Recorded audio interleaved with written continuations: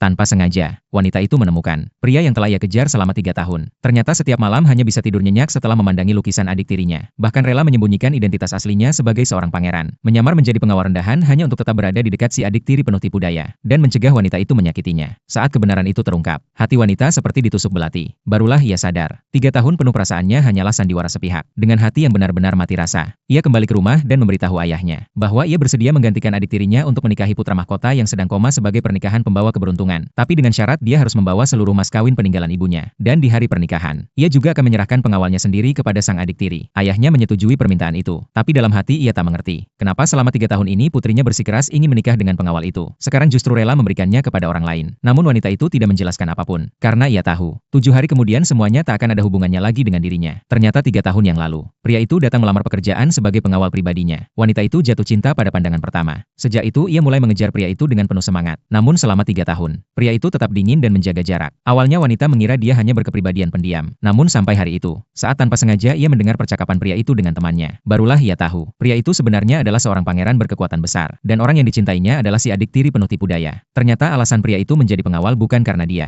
melainkan hanya untuk mendekati adik tirinya. Di saat itu wanita baru menyadari betapa bodohnya cinta yang telah ia berikan, dan betapa tidak pantasnya pria itu untuk semua pengorbanannya. Dengan hati hancur ia pun memutuskan untuk mencabut perasaannya. Keesokan harinya, ia pergi ke balai lelang untuk membeli mas kawin. Namun secara tak terduga, ia melihat peninggalan terakhir milik mendiang ibunya. Ingin mempertahankan kenangan satu-satunya itu, ia pun ikut dalam proses lelang. Namun adik tirinya yang tahu bahwa ia disokong penuh oleh ayah mereka, sengaja menyaingi tawarannya. Tapi wanita itu tak mundur sedikit pun. Saat pria itu melihat adik tiri tampak dirugikan, dia langsung memerintahkan bawahannya untuk menawar sebagai pangeran, memaksa wanita itu untuk menyerah demi adiknya. Namun yang lebih menyakitkan, setelah mendapatkan barang itu, adik tiri justru dengan sengaja menghancurkan hiasan rambut peninggalan ibu. Wanita itu yang sangat terpukul, langsung pingsan di tempat. Saat sadar kembali, melihat hiasan itu sudah hancur berkeping-keping, hatinya pun kembali terasa remuk. Untuk mengenang ibunya, malam itu ia pergi ke tepi sungai untuk menyalakan lampion doa. Namun baru saja selesai, langit tiba-tiba menggelegar. Petir menyambar pohon besar di dekatnya hingga tumbang. Pria itu melihat bahaya datang, tanpa ragu melindungi adik tiri. Sedangkan wanita itu tertimpa pohon dan mengalami luka bakar. Saat ia terbangun kembali, yang ia lihat adalah pria dan adik tiri bermesraan di depannya, tanpa mempedulikan luka-lukanya. Dengan marah, wanita itu mengusir mereka dari kamarnya. Namun adik tiri malah berpura-pura kesakitan dan mengatakan kakinya tidak bisa jalan. Pria itu langsung mengangkatnya keluar tanpa ragu. Sepenuhnya lupa bahwa ia masih berstatus sebagai pengawal pribadi wanita itu. Aksi mereka yang terlalu mesra itu kebetulan dilihat oleh ayah wanita itu. Sang ayah langsung murka, menganggap pria itu hanyalah pelayan rendah, tidak pantas menyentuh putrinya. Lalu memerintahkan agar dia diusir dari rumah. Namun demi bisa terus berada di sisi adik tiri, pangeran itu rela menerima hukuman keluarga, dipukuli hingga berdarah-darah. Ironisnya, setelah pria itu melakukan semua itu, adik tiri hanya memandangnya dengan jijik, lalu pergi begitu saja dengan alasan sepele. Saat para bawahannya mendengar pangeran terluka, mereka heran mengapa wanita itu tidak datang merawatnya seperti biasanya. Saat itulah pangeran baru menyadari, selama ini